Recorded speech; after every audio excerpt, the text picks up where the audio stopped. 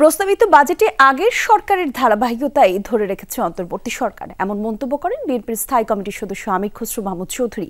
বিকেলে রাজধানীর হোটেল সারিনায় সাংবাদিকদের এসব কথা বলেন তিনি। বলেন, বাজেটের মৌলিক বিষয়গুলোতে গলদ রয়েছে। প্রাণ সসের মাখামাখি টেস্ট নুডলসকে করে তোলে আরো ইয়ামি আরো জোস। প্রাণ সসের রাজস্ব আয়ের সাথে বাজেটের আকারে সামঞ্জস্য পূরণ হয়নি, আর বাজেটের আকার আরও ছোট হওয়া উচিত ছিল। এ সময় তিনি বলেন, এই সরকারের জন্য এই বাজেট বাস্তবায়ন কঠিন হবে। আগামী 4 জুন সকাল 11টায় বাজেট নিয়ে গুলশান কার্যালয়ের আনুষ্ঠানিক প্রতিক্রিয়া জানাবে বিএনপি।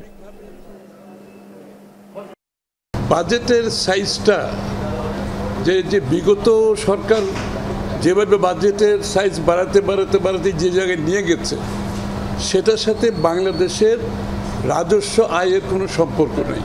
আমরা 4 তারিখ বিএনপির গুলশান অফিস থেকে প্রেস কনফারেন্সের মাধ্যমে আমাদের বিএনপির বাজেটের উপর যে ভাবনা, সেটা আমরা দেব।